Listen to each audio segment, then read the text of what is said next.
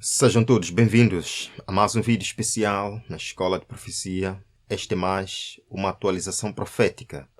Aqui queremos acompanhar os eventos finais, os eventos correntes, a progressão dos acontecimentos na regimentação das nações para o conflito final da grande controvérsia. Eu convido você para uma oração e a gente mergulha neste tópico bastante importante. Pai, muito obrigado por esta noite, pela oportunidade que nos dá de estarmos aqui para lhe servir. Queremos acompanhar as informações que nos mostram o tempo em que estamos vivendo. Que Jesus nos guarde, nos batize e nos santifique até o fim. Oramos e agradecemos. Amém. Meus irmãos, recentemente, o vice-presidente da América, J.D. Vance, lançou o seu novo livro. Eu vou falar dele neste vídeo. Quero começar lendo uma passagem no livro Mensagens Escolhidas, volume 3. Vejam só. Vemos o mundo trabalhando a ponto de estabelecer por lei um sábado falso. E quando ela diz, vemos o mundo, irmãos, é de fato o mundo todo trabalhando para isto, como tenho mostrado para vocês. Continuando. E torná-lo um teste para todos. Esta questão estará em breve diante de nós. O sábado de Deus será colocado debaixo dos pés, e um falso sábado será exaltado.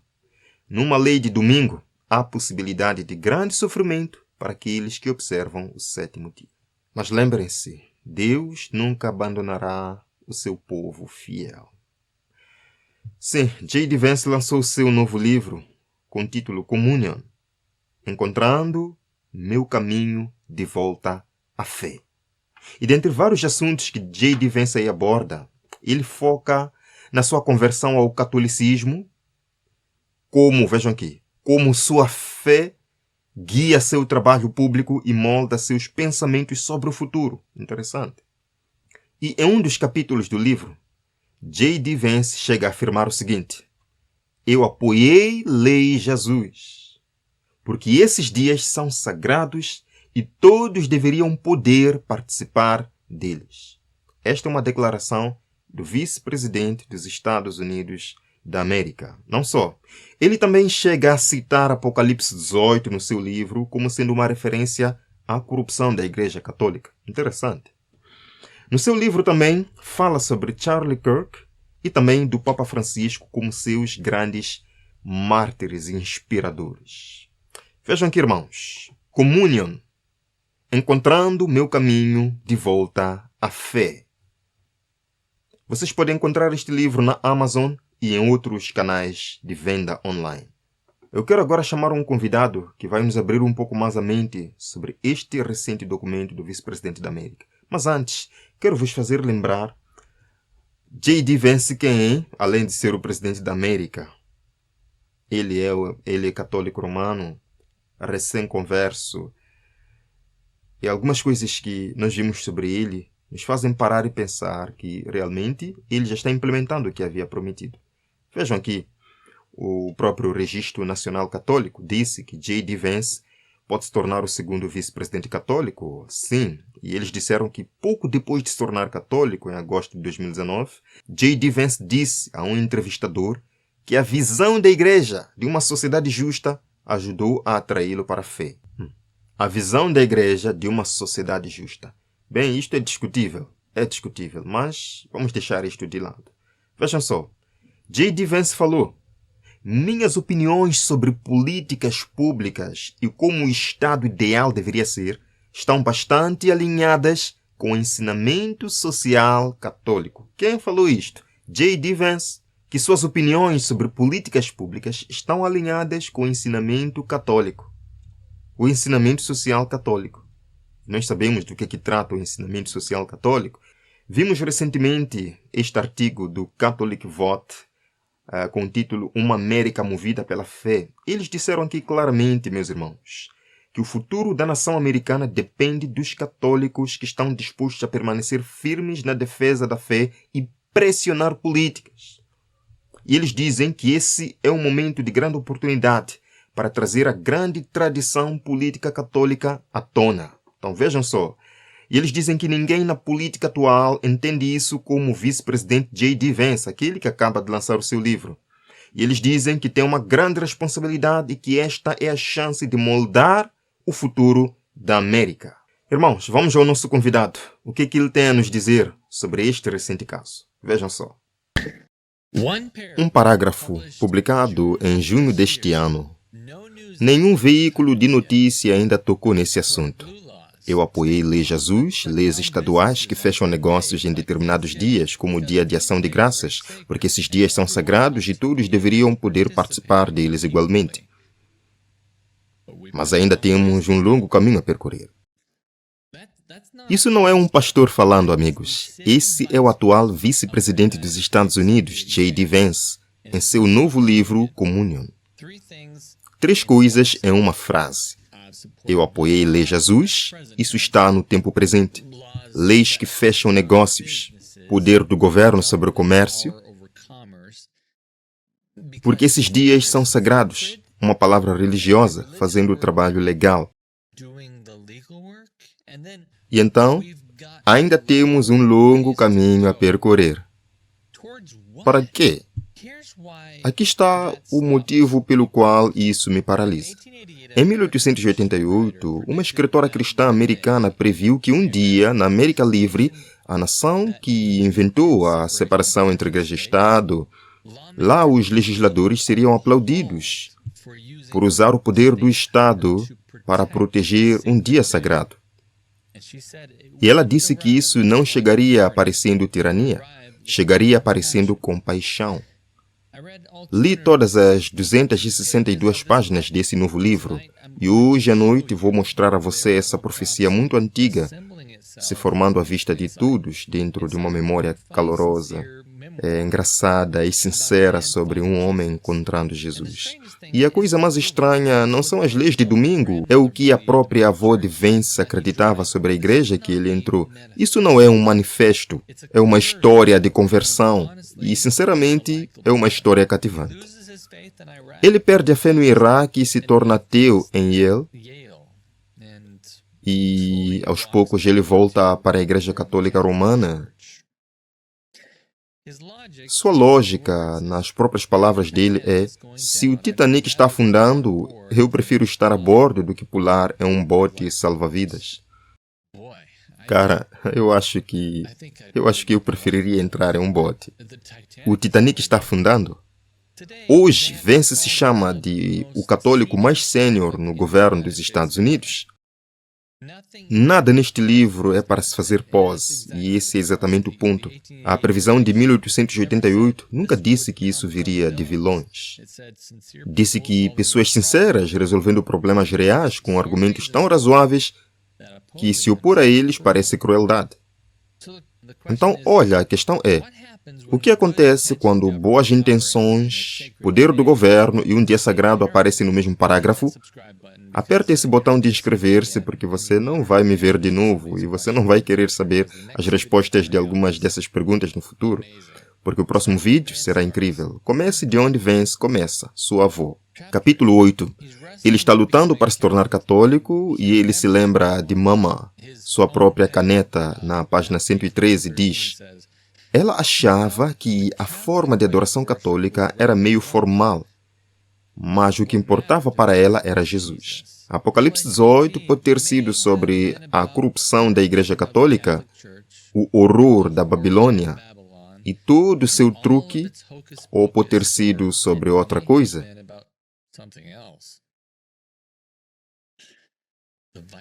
O vice-presidente colocou o Apocalipse 18, a Igreja Católica e o horror de Babilônia na mesma frase.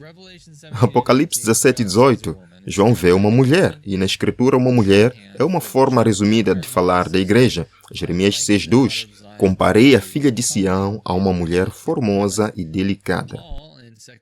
Paulo, na sua segunda carta a Coríntios, diz: vos desposei a um só marido, a Cristo. Uma mulher pura representa uma igreja fiel. Então, e uma mulher impura, o que seria? Bem, é uma igreja que se tornou infiel. Como? Bem, Apocalipse 17:2 diz: ela se prostituiu com os reis da terra. Uma igreja na cama com o poder do Estado. Esse é todo o escândalo na imagem. Não uma igreja que amava Jesus de forma ruim. Uma igreja é um relacionamento que nunca deveria ter tido com o governo. Segura isso. Não tire conclusões ainda. Saiba disso. A desconfiança da vovó já foi a interpretação padrão de todo reformador protestante. Lutero, Wesley, Wycliffe. Essa visão era normal. Agora é estranho. Hoje, o capítulo mais importante do livro, capítulo 8, se chama Sobre Coisas Novas. Isso é uma tradução de Rerum Novarum, uma encíclica do Papa Leão XIII, de 1891. O vice-presidente deu o nome de um capítulo da sua autobiografia espiritual a um documento papal sobre política e economia. O que isso ensina? Ensina que o Estado deve proteger os vulneráveis, garantir salários e assegurar que os trabalhadores tenham descanso do trabalho, não por indulgência viciosa, mas para cumprir suas obrigações religiosas e familiares. Vence lê isso e pensa nos parentes dele que trabalham no comércio, perdendo o dia de ação de graças e a igreja por causa de horários brutais. Então ele escreve a frase mais silenciosamente carregada do livro. As igrejas terão dificuldade em atrair pessoas da classe trabalhadora se essas pessoas forem obrigadas a trabalhar aos domingos. E a teoria de natureza humana do Papa Leão XIII encontra um equilíbrio tão perfeito que parece divinamente inspirada. Divinamente inspirada. Divinamente inspirada? Um vice-presidente descrevendo o plano do Papa sobre como o Estado organiza o trabalho, descanso e adoração. É aqui que este programa é diferente. Não vou te dizer que ele está 100% errado, porque 99% de verdade é 100% erro. Aqui ele está 95% certo. E esse é o gancho. Por quê? O que está acontecendo aqui? O descanso é sagrado? Apenas vá para a segunda página da sua Bíblia, Gênesis capítulo 2. E ele descansou no sétimo dia. E Deus abençoou o sétimo dia e o santificou. Santificou-o, tornou-o sagrado antes do pecado, antes de Israel, antes de qualquer igreja existir. Deus colocou um dia de descanso sagrado na arquitetura do mundo, antes de qualquer pecado existir nele. É cruel mandar um adolescente de 16 anos para a caixa às 16 horas de ação de graças até às 4 horas de sexta-feira? Vence chama isso de nojento. E Jesus concorda com esse instinto. Eu acho que a compaixão de Vence aqui é a coisa mais bíblica do livro. Então, onde estão os 5% que faltam? Qual dia Deus abençoou? O sétimo. Êxodo 20. O único mandamento que começa com lembre-se, como se Deus soubesse que esqueceríamos. O sétimo dia é o sábado do Senhor teu Deus. Por quê? Porque em 6 dias o Senhor fez o céu e a terra. É um memorial da criação. E um memorial não pode ser mudado. Seu aniversário não funciona no aniversário de outra pessoa. O sétimo dia é o sábado. E o engraçado é que, em muitas línguas, sábado e sábado são a mesma palavra. Por exemplo, em espanhol, é sábado. E nos 66 livros da Bíblia, não há um único verso que transfira essa santidade para o domingo. Então, se a Bíblia nunca mudou o dia, quem mudou? A resposta está no livro do Vence. Ele só ainda não sabe disso. No capítulo final, ele está em Roma, contando a história da igreja primitiva. Nero, o martírio de Pedro, depois Constantino, o imperador com a cruz no céu, que acabou com a perseguição. Vence termina com a frase que ele adora. César estava morto. Cristo ainda vivia. É lindo. Mas ele pula a coisa mais importante que Constantino já fez. Em 7 de março do ano 321, Constantino, enquanto ainda estampava o Deus Sol em suas moedas, emitiu a primeira lei dominical da história. No venerável dia do Sol, que os magistrados e o povo descansem e que todas as oficinas sejam fechadas. O dia do Sol, não o sábado da Escritura, o dia de domingo de adoração de Roma. É a adoração pagã do Sol, fundida com o cristianismo por decreto imperial. Uma geração depois, o Concílio de Laodiceia decidiu do lado da igreja. Os cristãos não devem descansar no sábado, sétimo dia. Devem trabalhar nesse dia e descansar no domingo em vez disso. Igreja e Estado passaram uma lei de um lado para o outro. César não morreu, César foi batizado. E Roma nunca escondeu isso. O Catecismo do Converso à doutrina católica, uma instrução padrão para conversos, diz: qual é o dia de sábado? O sábado é o sétimo dia. Por que observamos o domingo em vez do sábado? Porque a Igreja Católica transferiu a solenidade do sábado para o domingo. Roma aponta para essa transferência como prova de sua autoridade. Daniel viu isso há 25 séculos, em Daniel 7, verso 25. Um poder surgindo de Roma que pensaria em mudar tempos e leis. Não consegue. Você não pode mudar a lei de Deus. Você só pensa que pode. Você afirma que sim. Qual mandamento envolve tanto um tempo quanto uma lei? Exatamente um. Não há outro mandamento igual a ele. Aquele que começa com lembre-se. Então, quando um estadista moderno chama o plano papal para o descanso sagrado protegido pelo Estado de divinamente inspirado, há uma previsão muito antiga que diz: fique de olho nesse espaço, porque ele nomeia um país, o nosso. Episódios como este levam um bom tempo para serem produzidos. Então, se você quiser mais conteúdo como este, junte-se a nós no Patreon. Agora, de volta ao país. Apocalipse 13. A primeira besta surge do mar. E as águas, Apocalipse 17:15 diz, representam povos, multidões, nações e línguas. A velha Europa lotada, igrejas fundidas com os estados, dominando por séculos. Acabamos de contar essa história. Então, o verso 11, um segundo poder surge da terra.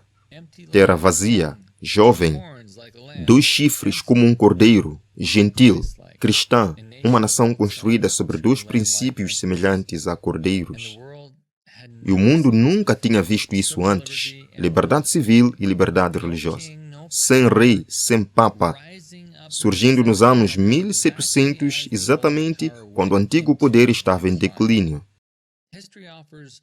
A história oferece um candidato, apenas um, mas o verso continua. Está escrito: ele falou como um dragão. E esse poder gentil acaba fazendo o mundo adorar e impondo uma marca, para que ninguém pudesse comprar ou vender sem ela. Olhe para o ponto de pressão. Sem exércitos, comércio, leis econômicas envolvidas na questão de adoração, uma lei azul de ação de graças não é a marca da besta. Me ouça claramente, mas observe a fiação. Eu apoiei leis Jesus, diz ele, porque esses dias são sagrados. Repare como isso se conecta. Em uma frase americana, os 3 fios exatos que Apocalipse 13 diz que se conectam. Poder do governo sobre o comércio para tempo sagrado. Os fios ainda não estão ligados, mas alguém já terminou a fiação. E seu livro continua me dando receitas que a maioria dos leitores nem percebe. Vance se chama de 2 vezes estadista cristão. Ele diz: a fé não é um pequeno compartimento estranho da minha vida, ao qual recorro por 1 hora ou 2 aos domingos. É uma lente através da qual eu vejo o mundo. Ele descreve sua candidatura ao Senado como um esforço para fazer argumentos mais explicitamente cristãos sobre a economia. Ele escreve: estamos bem em dizer a um empresário que ele deve ir à igreja e dar o dízimo, mas não que ele deve pagar um salário justo para as pessoas. Repare que tem que ir à igreja. É a parte polêmica dessa frase. Sobre os líderes da Europa, eles haviam tirado Deus de seus juramentos e lealdades pós-guerra e se perguntavam por que tanto mais havia sido perdido também.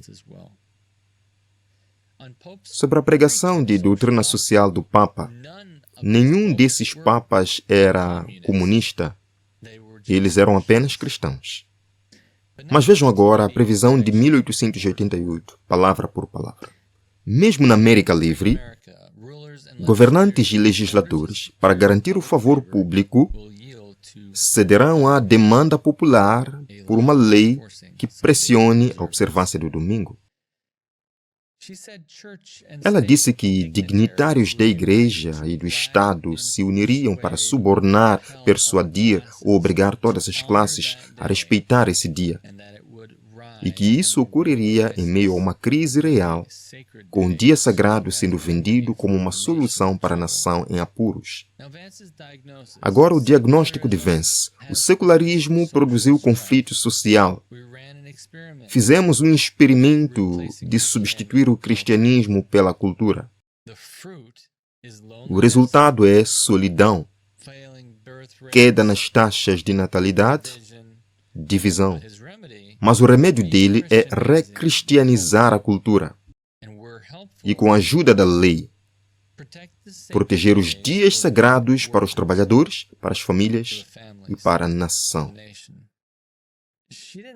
Ela não disse que tiranos iriam exigir isso. Ela disse que as pessoas iam exigir e os legisladores cederiam à preferência pública. Para garantir a preferência pública, compaixão primeiro, lei em segundo, fiscalização por último. Isso não é uma previsão sobre um homem só, é uma sequência e já começou visivelmente. Ainda resta um pedaço, no entanto. Nada disso funciona enquanto protestantes e católicos desconfiam uns dos outros. E em 1888, esse abismo parecia permanente. A mesma escritora fez uma segunda previsão. O sinal decisivo seria: o protestantismo estenderá a mão através do abismo para agarrar a mão do poder romano. E em 1888 isso era risível. Mas agora, leia o final de Comunhão. O amigo mais próximo de Vance na política, Charlie Kirk, evangelista de toda a vida, assassinado em 2025. O vice-presidente católico escoltou seu corpo até a casa e escreve: Charlie se chamava de evangelista mais católico do mundo. Charlie me ensinou a amar todas as partes de nossa comunhão cristã. Então aqui está a tese do livro. Como cristãos, todos nós fazemos parte da mesma igreja. Charlie Kirk e o Papa Francisco, apesar de suas opiniões diferentes.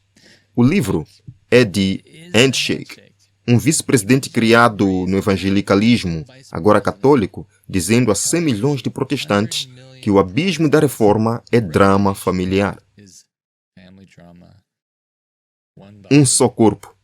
Haja como tal, na cultura e sim na política. Até os revisores de teologia deste livro são um padre católico e um batista do sul, lado a lado. Me escute. Ame seus vizinhos católicos, ame seus amigos católicos, ame seu povo protestante, ame as pessoas em geral. Isso é cristianismo.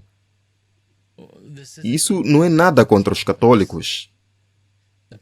A previsão nunca foi sobre afeto. É sobre arquitetura, instituições unindo agendas morais e alcançando juntas a máquina do Estado. O afeto é a porta. A legislação é o cômodo. Um livro chamado Communion, cujo clímax emocional é um mártir protestante e um papa na mesma igreja, e cujo clímax político é: eu apoiei leis sabáticas, mas ainda temos um longo caminho a percorrer. Isto não é cumprimento, mas você pode ver o cumprimento daqui. Então, onde isso nos deixa hoje? Não há caça às bruxas. Apocalipse 18 diz: sai dela, meu povo. Deus tem um povo em cada comunhão. E ninguém carrega qualquer marca hoje. O teste só vem quando a lei força uma escolha. E quando isso acontecer, não será sobre um calendário, será sobre Atos 5, 29. Devemos obedecer a Deus antes que aos homens. Porque o chamado final de Deus em Apocalipse 14 é: adorem aquele que fez os céus e a terra. Este é o mandamento do sábado, palavra por palavra. Então aqui está o meu último ponto. O dia sagrado do homem eventualmente será exigido. O dia sagrado de Deus sempre foi apenas oferecido. Um é imposto a partir de uma capital e o outro é guardado a partir de uma cruz. Aceite o presente antes que alguém lhe ofereça o substituto. Vinde a mim e vos darei descanso, diz a Bíblia. Irmãos, tudo aquilo que J.D. Vance escreveu em seu recente livro está alinhado já com os ideais, as propostas e os planos, ou seja, a agenda de outros movimentos que estão perseguindo a mesma coisa na América. Projeto 2025, Heritage Foundation, salvando a América ao salvar a família, uma base para os próximos 250 anos. Eles propõem um dia uniforme de descanso que limita a atividade comercial. E eles dizem que isto vai ajudar as comunidades a reservar tempo para observância religiosa. Então a América está preocupada com um dia para observância religiosa? Está aqui. Os políticos estão preocupados com um dia para observância religiosa? Está aqui. Vejam só, renovando o trabalho. Quem fala é Jonathan Berry, o procurador do Departamento do Trabalho nos Estados Unidos da América. Ele falou: como o compêndio da doutrina social da Igreja explica, o descanso sabático constitui uma barreira contra nos tornarmos escravos do trabalho. O que ele disse? O que ele está a citar? A doutrina social católica. Vejam aqui. Ele diz que o renascimento das leis Jesus. Há algumas pessoas que não sabem o que são leis Jesus. Leis dominicais nos Estados Americanos. Este homem está a propor o renascimento das leis dominicais para proteger o descanso sabático. Ele diz que este é mais um exemplo de uma intervenção política prudente para proteger os trabalhadores. Então ele está a propor uma intervenção política, que ele chama de prudente, para proteger os trabalhadores. O renascimento das leis Jesus. Charlie Kirk, que J.D. Vance cita em seu livro, também estava promovendo uma paragem em nome de Deus. Uma paragem em nome de Deus. Embora Charlie Kirk de fato guardasse o sétimo dia da semana, o seu movimento está usando o seu argumento do sábado para impulsionar a agenda dominical. Vejam aqui, a última mensagem de Charlie Kirk para a América. Qual é essa última mensagem? Charlie queria curar o país. Charlie sentiu genuinamente que se o mundo tivesse um dia semanal de descanso, apenas um, não dois, meus irmãos, apenas um, seria a melhor mudança de jogo. Vejam só, qual é esse um dia que eles estão propondo para curar a nação e o mundo? Vejam lá embaixo. Se eu tiver que trabalhar no sábado, eu tomo domingo como meu sábado. Este não é o legado de Charlie Kirk. Esta é uma agenda dominical para pisar o sábado e exaltar o domingo. Meus irmãos, o domingo está sendo exaltado. A história se repetirá. A religião falsa será exaltada. O primeiro dia da semana, um dia comum de trabalho, que não possui santidade alguma, será estabelecido como foi a estátua de Babilônia. A todas as nações, línguas e povos se ordenará que venerem esse sábado espúrio. O decreto impondo a veneração desse dia se estenderá a todo o mundo. Podemos crer, podemos acreditar. União da Igreja e Estado, união da política com a Igreja, vai nos levar ao restabelecimento das leis de Jesus. Isto não é mais uma história inventada por Ellen White. Esta é uma realidade nos nossos dias. Estamos a ver sinais disto aqui. Eu espero que a gente se prepare para aquilo que vem. Que a paz do Senhor habite no seu coração. Nós nos veremos no próximo encontro, aqui na Escola de Profecia. Até breve.